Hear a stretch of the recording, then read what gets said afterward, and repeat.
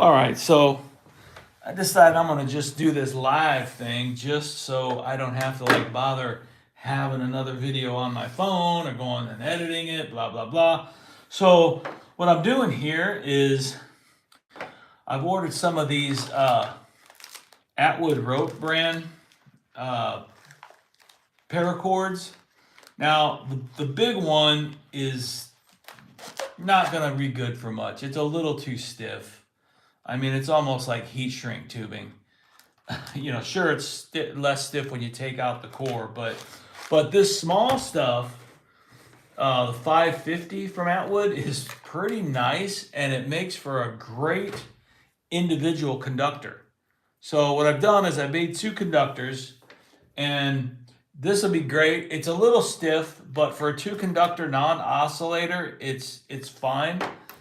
But now what I'm going to do is try to put that in a shoelace as an outer overbraid. So kind of have this in mind for the let's see, the 126, the 1510 that I took apart the other day.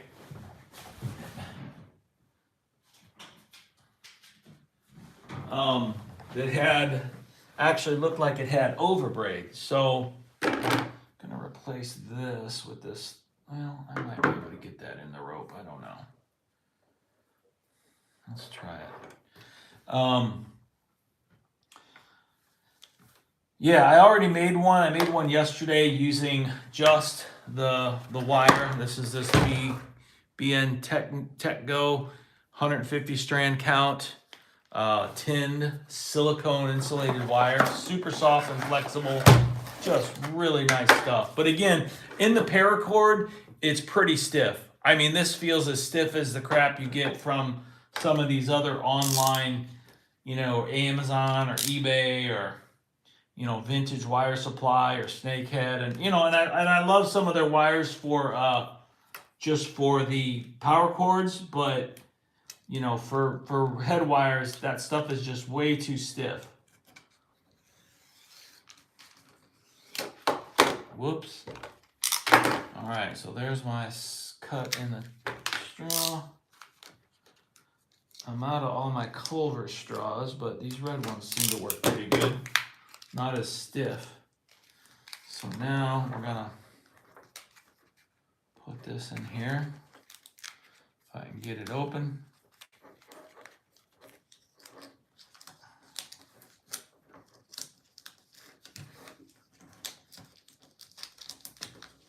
Come on.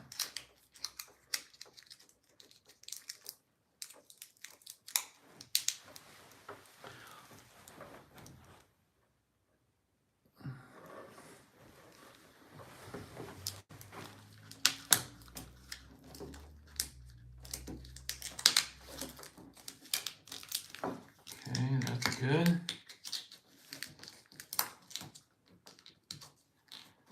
Yeah, getting it over this knot is going to be challenging. Probably should just do a big piece of heat shrink right there. Let's see if we can do that. No, that whole piece of string's got to go, man.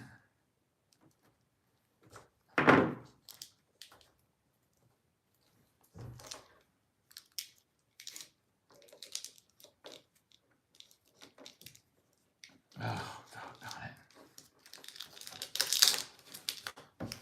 This is kind of tough getting started here, but all right. So now we'll pull it back.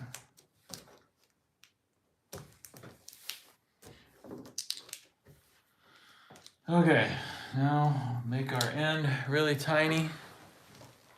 Hope you can see. I know you're not zoomed in, but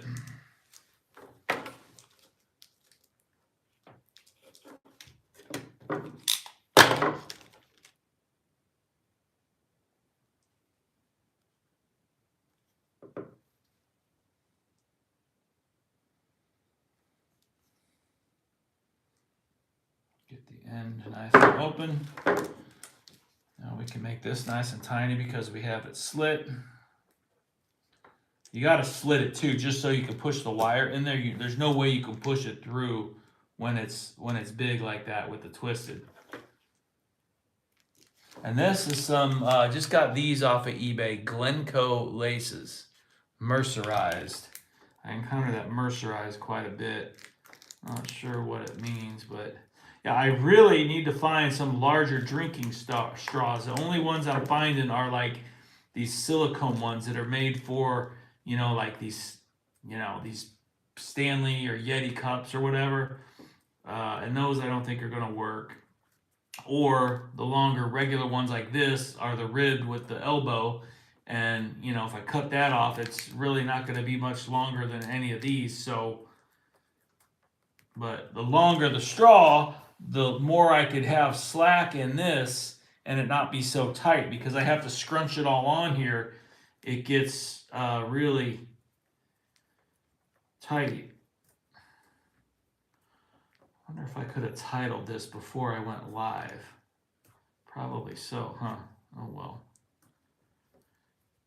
Again, just doing the live so that it's something that I really, a lot of my videos on YouTube, are just for my own, just record keeping of what I've done to fans and what I've learned and this and that. It's not so much to make content for, yeah, sure.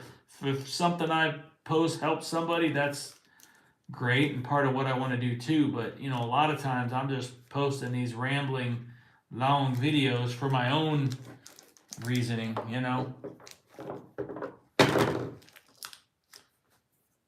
So you really have to push up. You bring more on, and then you pull some of that excess up the length of the straw.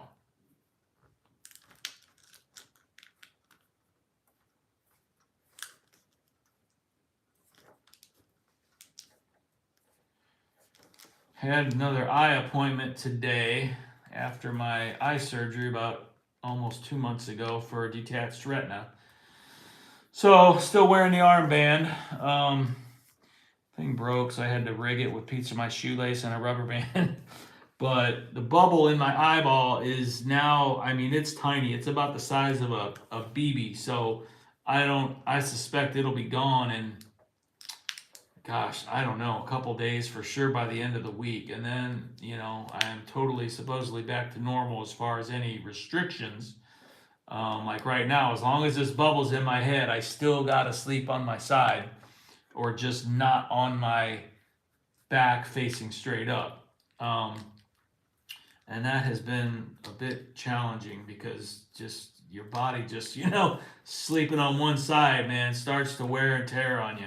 But anyway, yeah, so once that bubble's gone, although they say, with the detached retina, you're friggin' still up until, like, I have an appointment in a week or 2 weeks to just check as a pressure check, because I'm going to go off of my, the drops I'm taking to keep the pressure down as soon as the bubble's gone. The pressure was really good today. But then in 2 months will be like the final check, because apparently you're still sort of at risk for it redetaching. And everything looked good today, but I'm like, good gravy, man. And then, some months from now, I'm going to have to start looking into apparently cataract surgery, because anytime you have retina like this situation or this surgery, you're basically, it's this condition, this surgery ushers in cataracts sooner than normal. Now, I never really knew. I remember talking about it early on and them saying that, but I kind of thought it was like, oh, okay, maybe 5 to 6 years as opposed to 8 or 10 years from now. But yeah, it sounds like it's sooner than later, because the vision in my left eye is not at distance. It's still a bit fuzzy, and I thought that was just because, well, my brain's trying to get used to things, and it's, the right eye is overcompensating, but yeah, so I don't know. So I'm probably going to have cataract surgery, which is nowhere near as big a deal or invasive as, you know, the vitrectomy for the detached retina. I mean, that was just like, you know, crazy. Supposedly there's a guy on one of the news channels, CNN or Fox, Lawrence, somebody, black guy. He's been out for about 3 weeks. He just came back, and it was supposedly for a detached retina. Now, I just don't get how he's back so soon. You know, sure, everybody heals differently, but ain't no way that gas bubble goes away sooner than 4 to 5 weeks in pretty much everybody.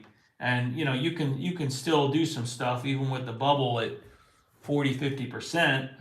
You know, that was when I finally was able to get around and start taking walks and getting some exercise. But boy, the first 2 weeks, I mean, you're laying with your head face down in a freaking massage chair or on the counter like this, trying to keep that bubble at the top of your eye, you know, basically at the back of your eyeball. So that was just freaking torture and miserable, man. I don't know if anybody's watching or listening because the phone's up there. I can't look to see if there's anybody. And so I'm basically just talking to myself and whatever. All right, so now I got this on here. And the hardest part on this is always getting this thing started. Like once I get this all on the straw, it's so difficult to start pulling through this direction. And I can't go further with this because I always got to keep a little bit of this straw exposed, and that's what I got to pull on. So now I got to get in here. Okay, that was a pretty good pull. And I got to get this and see if I can pull this through the straw.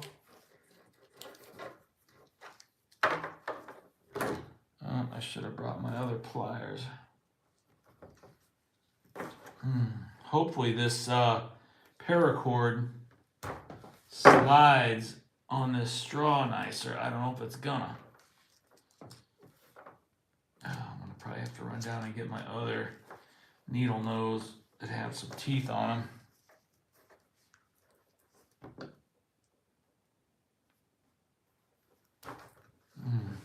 Yep, bear with me.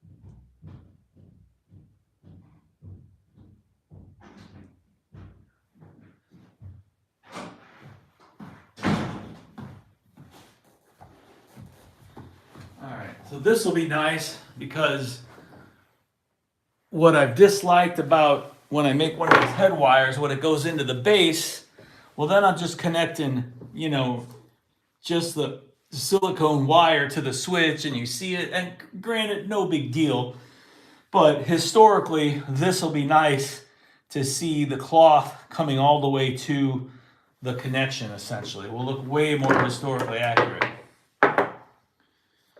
All right, let's do this.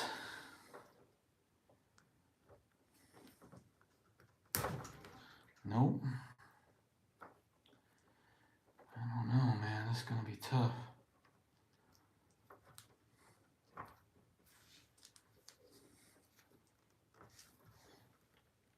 Oh, there we go a little bit.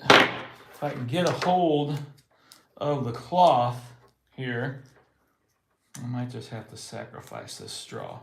I think these red ones are from Freddy's.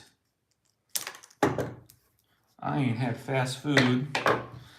Been eating a lot better since this whole thing. I've been trying to lose some weight and so I just pretty much, you know, watching my sodium, just blood, you know, trying to do blood pressure stuff and have not had fast food and don't miss it really, you know. But yeah, I used to go in and get my Culver's custard, or Oreo concrete or something, and grab a few extra straws while I was there. Come on, doggone it. Should have brought my locking pliers up is what I should have done.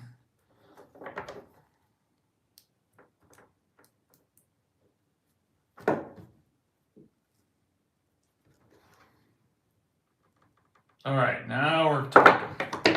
Now, if I could just get this to start doing that. All right, now.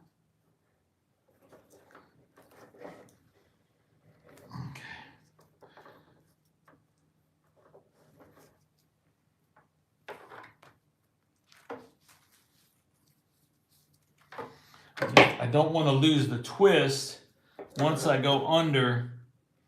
Once I start dispensing the overbraid, because then it's going to look odd. I had to cut one off the other day that I did because of that. All right, so there's the twist starting to happen. So we will go right there. And now we should be able to push a little bit of our lace up towards the end where it's dispensing from. I'll make it a little bit easier. Yeah, the Culver Strongs are a little tougher. They would stand up to this more than.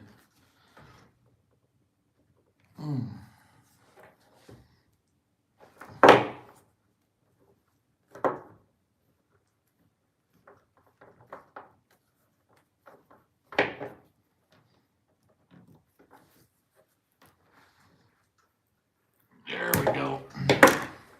All right, so that's starting to work. Now if I can just keep this nice and tightly twisted, I'm going to push a little bit more excess up towards the edge. That should allow us to expose a little more straw here. Yeah, see, if this straw was really long, this wouldn't be so tight. I mean, it's still going to be tight on here, but with it all bunched up, it's just even tighter, and it makes pulling the wire through there even harder.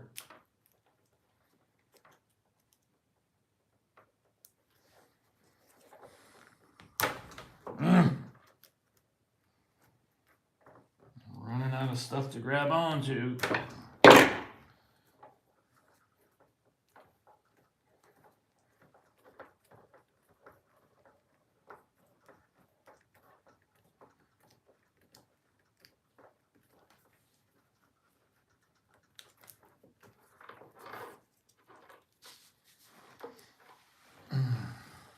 Well, and twisting it tighter, twisting it kind of helps to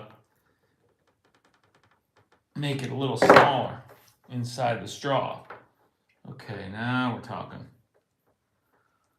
But yeah, this end result is going to be a little stiffer than I would like. You know, when I make these without the paracord. But this is going to be my first very successful wrapped conductors inside the outer lace. You know, haven't really done that yet. I've just been wrapping the raw wire, and you know, happy enough with it. But you know, for whatever reason, I like things. Try to do things as close to original as possible.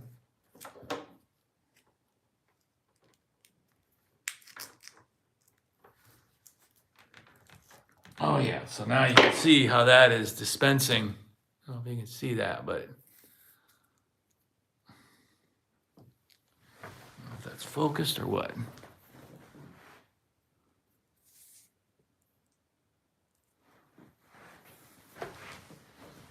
Oh yeah, that's nice.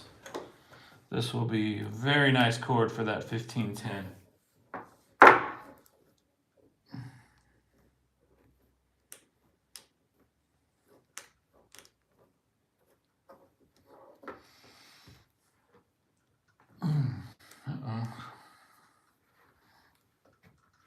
All right, why aren't we moving?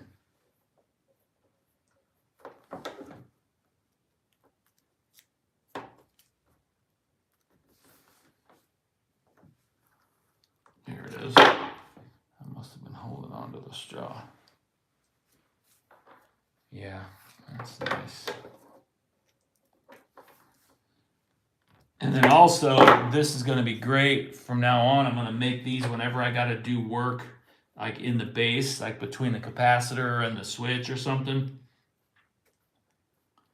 So I ordered some brown, some coyote, which is kind of like a tan, and then some olive drab, because that would look, nice to have a couple different shades.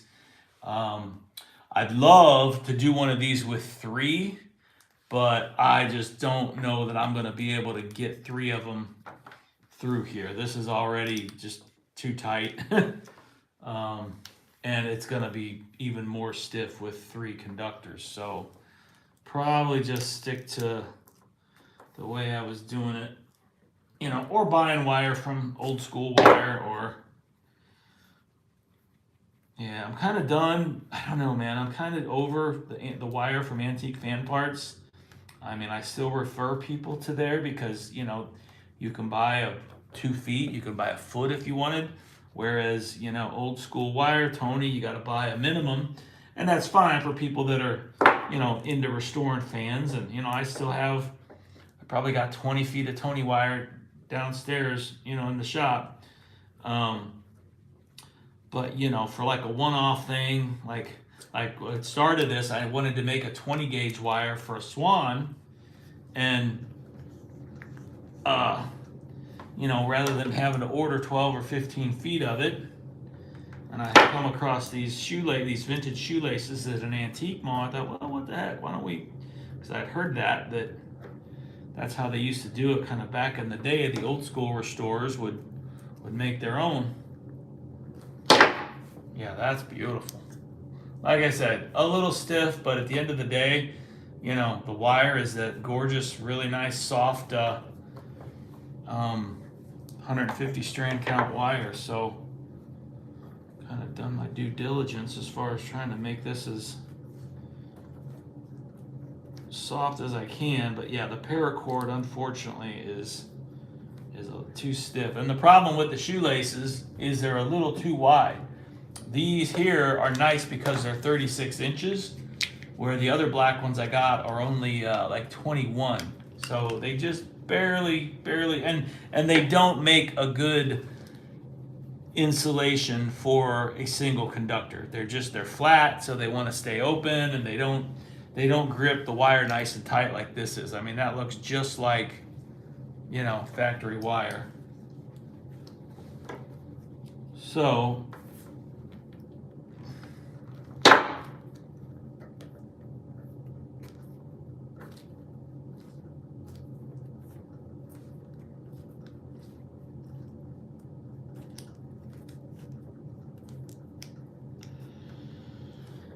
yeah, I'm trying to figure out what I'm going to do with the 1510, the stator. I'd love to put that thing in the ultrasonic, and somebody told me you can. And I'd like to use mineral spirits as opposed to a water-based detergent. But I'm just worried about, blowing the house up or some shit. So, I don't know, man.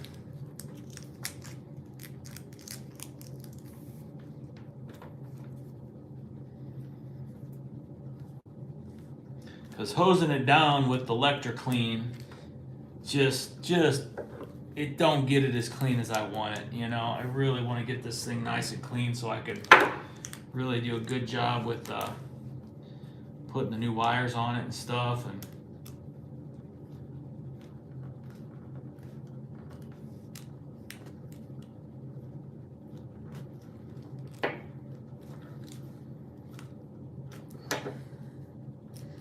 like the solution I'm using now to clean stuff is the Zep industrial cleaner, but it's lye based, it's water, then plus the solution, and it just, the lye I don't think is a good idea at all going on the stator. The wiring, the laminates, or the copper, the magnet wire. I mean, it's just not a good idea for whatever reason. Lye is very caustic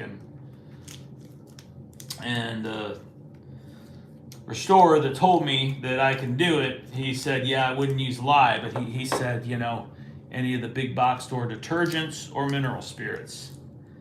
And, I even asked him about the temperature of the mineral spirits. He said, yeah, you can get up to 150 degrees. And I'm just like, oh my God, I'm just, I don't need to go blowing up the freaking house, man.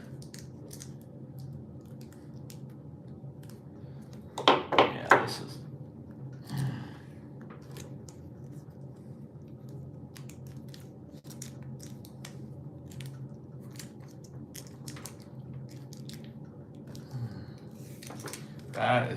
That is gorgeous.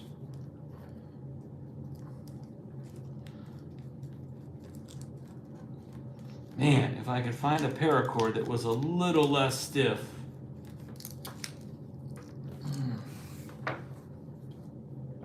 And I was able to push this through. I was able to push the conductor through the paracord without using my small straw, because you can't push the paracord all the way onto the straw. It doesn't bend the way the shoelaces do. So I had to feed it through and then push a little bit up, stretch it. Push a little bit up, stretch it.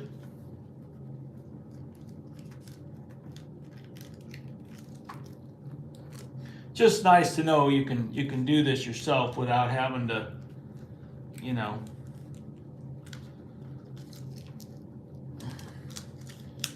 rely on having to buy something from somebody.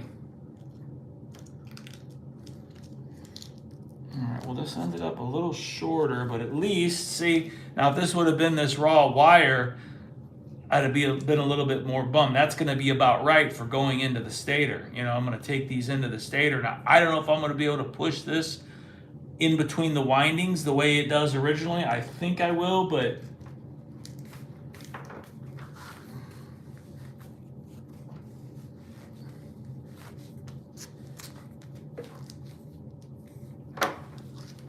yeah, I mean, that's pretty doggone stiff. I wouldn't use that on an oscillator. So that sucks, but the 1510 is not an oscillator, so all right. Beautiful. Go ahead and cut this just so we can kind of see what we got. Don't have my lighter up here, but that's the nice thing about the paracord is, let me just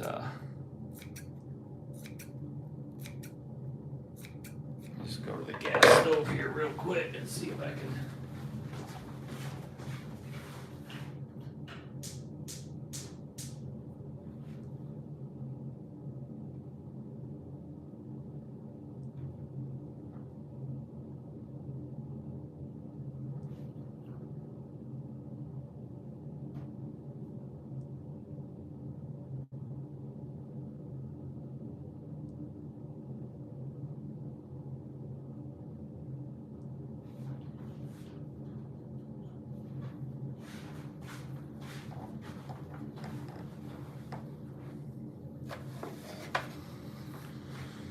All right, there it is. Like I said, a lot stiffer than the non-paracord wrapped conductors, but wow, that is nice. Of course, even some of the 3-wire, like some of my 3-wire fans that have the original wire, like the 77s, those are usually so doggone stiff. That it's a wonder they still work. I try not to oscillate those too much if I haven't changed the head wire out, but they do still work. So I mean, it's not like you put too stiff of a head wire on a fan and it's instantly gonna just strip out the gears or whatever. So that is definitely, but yeah, this is gonna be nice in the gearbox, and I'll do some whipping right here. In fact, well, where did my line go?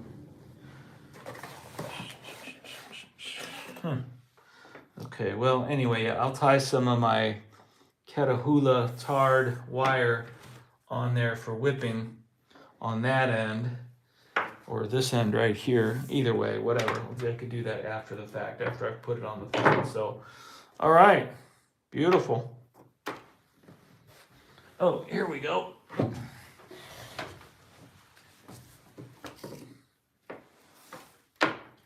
go ahead and do that. I wish they made a size a little bit smaller than this. This is, I think, this is size 6. And man, if it was just a little bit smaller, like the size 4, next size down, but they do not make it to my knowledge.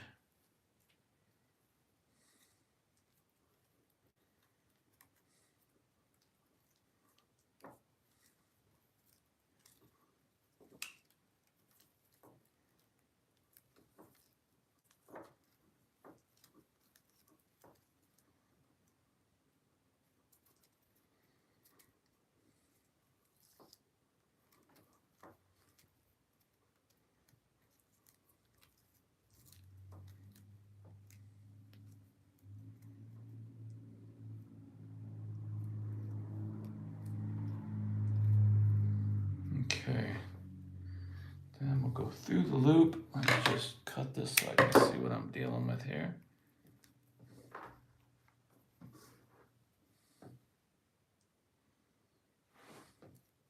See what I got going on there? And then so this came through the loop, and then I'm gonna pull that.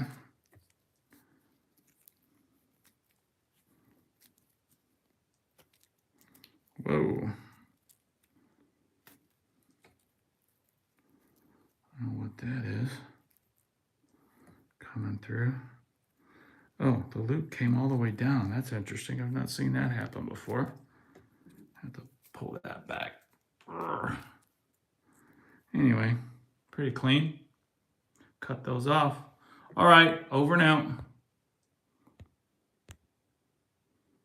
Well, how do I stop this? Yep,